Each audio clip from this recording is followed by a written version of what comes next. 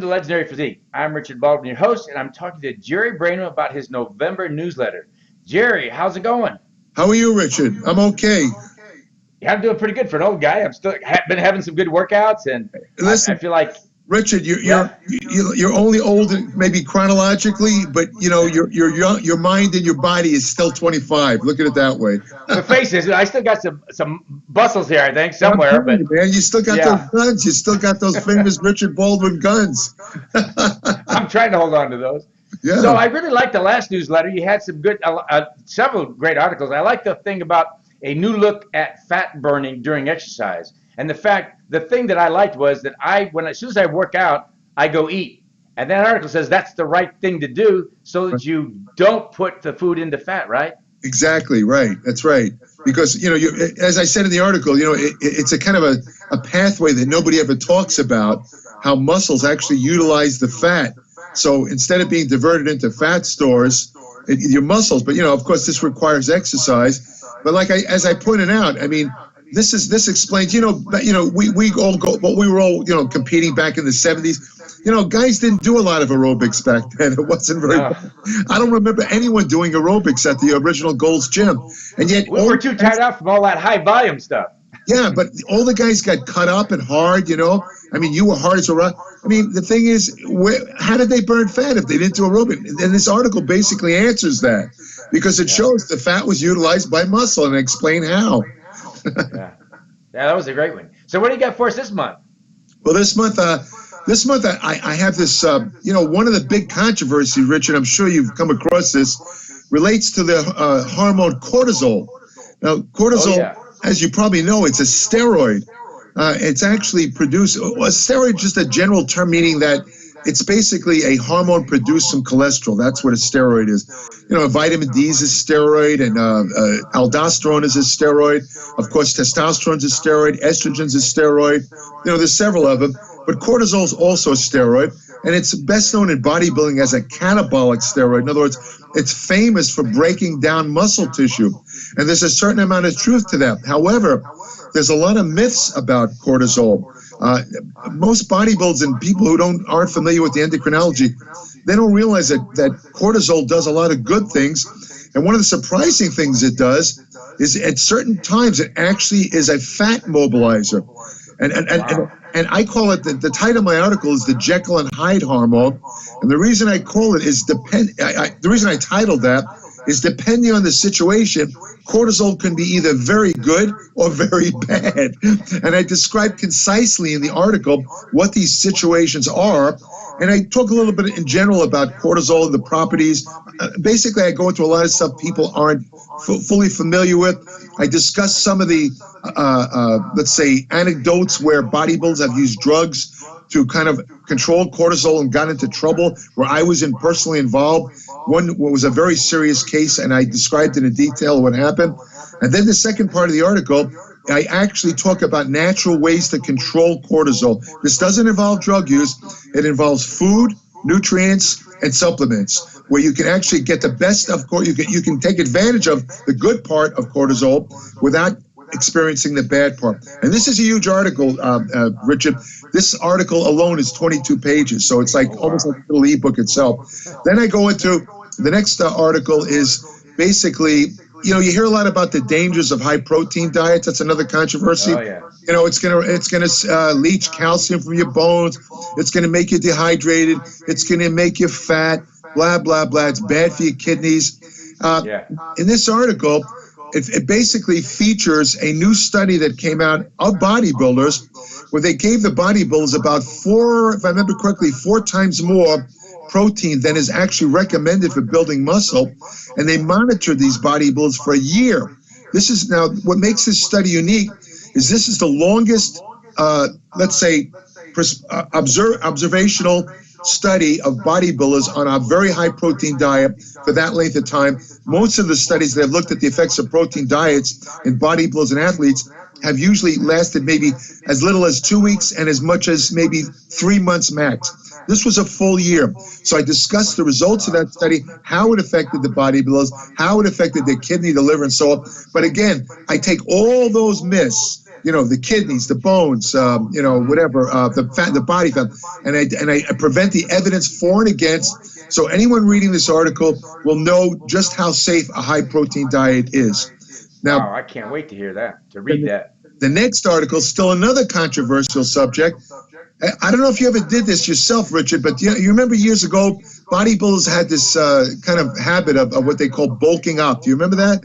Where, yeah. In the off season, where guys would kind of load themselves with food and, to try and get as big as possible. Hopefully they would build some muscle because, when you gained weight, you usually got stronger. And if you got stronger, you could lift heavy weights. And if you lift heavier weights, you get bigger muscles. Then you would actually go on a diet and, reduce all the body fat and hopefully keep a large percentage of the muscle. That was the theory behind bulking up. Anyway, one of the main bulking up foods, and this was my personal technique, was to drink a lot of milk.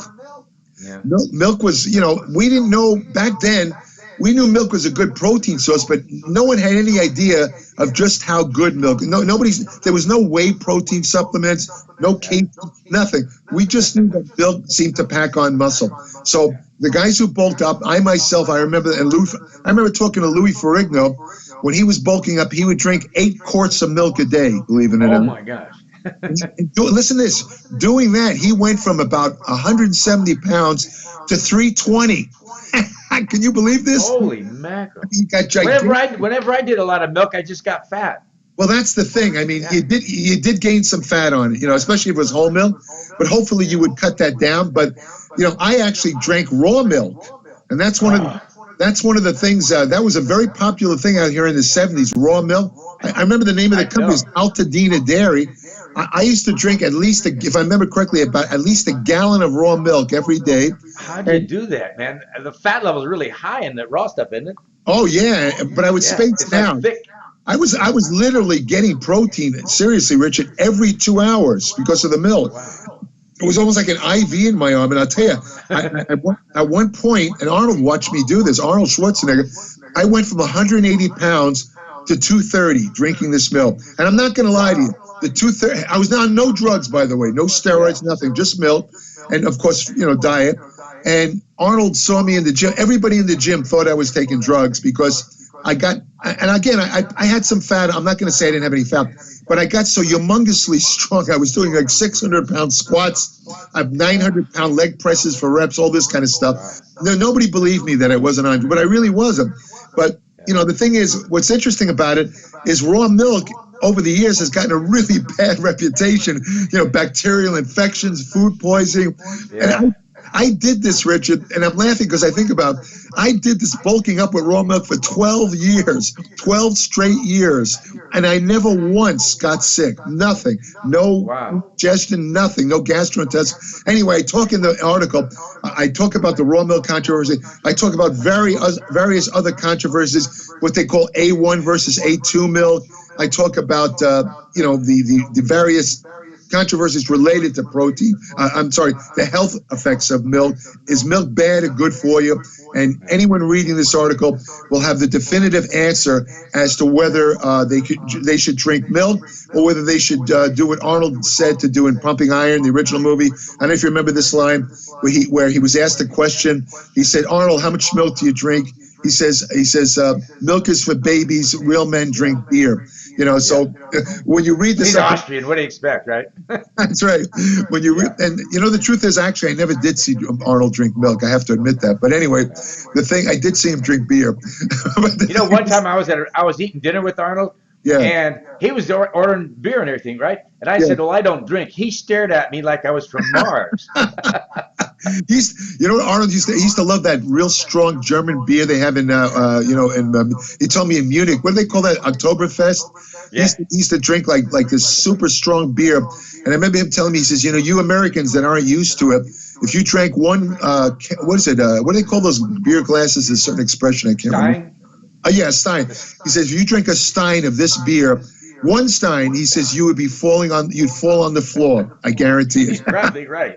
Yeah, I believe him. Yeah. Anyway, so that's the, again, it comes out to 47 pages. As usual, no ads, pure information. I mean, I was especially, I was just editing the cortisol article just the other day. And, I had looked at it in about, a week or two. And I have to admit, I was stunned myself. I mean, I know it sounds a little bit of like a hubris, but I mean, reading there, I can't believe how much information there is in that article. I mean, it's just, it's literally definitive as far as cortisol, as are the other articles. I mean, there'll be no questions there. You see, I write these articles, Richard, with the thought of answering every question a reader could possibly have. So when you finish these articles, there's no questions in your mind, well, I still don't understand this or that. The reader will understand everything about everything I write. That's the way I write these articles. Yeah, and boy, are we glad you're the one reading all this research and calling this stuff out for us. Oh, let me tell you. Every month I get all this great stuff, and I didn't have to hunt for it. You did. Oh, it's I'm telling you, some of these papers, like the cortisol, I think I read just in the research for that one, I think I read about 65 medical studies and reviews just to get that article done. I mean, I do enough research for each article literally to write an entire book. It's a lot of work, but the old saying, if you enjoy your work, it's not really that, it's a labor of love type of thing. Every time I do the research, and this has been going on ever since I started writing, I always wind up learning stuff myself, and I enjoy that.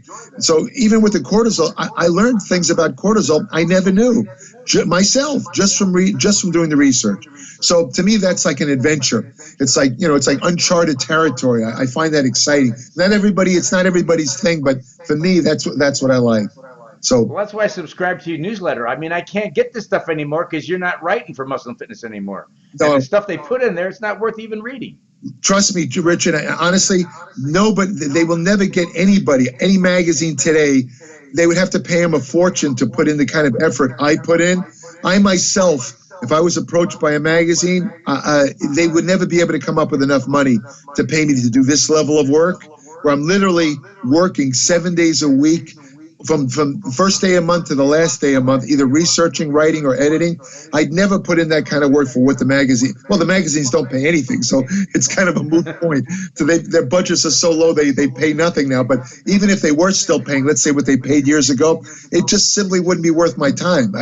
What I would do is I would just take if I didn't have my newsletter, I would take it and write books. I would not even bother with the magazines. It's a joke.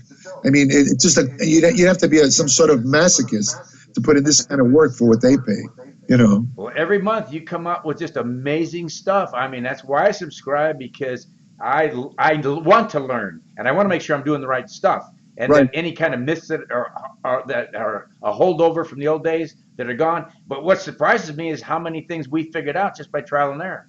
That's something that I frequently, when I come up with ideas, or topics to write about. It's funny how many of the topics that I find we bodybuilders were doing way before the science discovered it. I mean, I like two quick examples that come to mind are abdominal training. I remember I started doing like partial crunch sit-ups in the mid-'60s. They didn't really become popular till the '80s. So bodybuilders were like 20 years ahead of the public in science in recognizing that partial or crunch sit-ups are actually superior to the full sit-ups, which actually work the hip muscles, the psoas muscles. Rather, they work them more than the abdominal muscles, whereas the crunch sit-ups are an isolation exercise for the abdominals. Another example, low-carb diets. I mean, I don't even remember. I was using a low-carb diet when I was like 14 years of age. And that was even before Atkins came around. Nobody knew about low-carb diets except bodybuilders. Nobody was using it back then. No, they used the standard low-calorie, low-fat diet. But bodybuilders, even back then, sensed, they kind of through trial and error, they realized that to lower body fat, you have to control carbohydrates in most cases. So, I mean, like we tend to be, science eventually catches up, but they never credit the bodybuilders, of course, but, that's the way it works. What are you going to do, Exactly. Well, everybody, I think you should, if you're not a subscriber already to Jerry's Applied Metabolics, go to appliedmetabolics.com and sign up for this newsletter. You'll never regret it. It's great every month. Thanks a lot, Jerry. Thank you, Richard. Appreciate it. You have a great day. Bye. You too. If you want the latest in exercise and nutrition science, then sign up for Jerry Brainum's Applied Metabolics newsletter.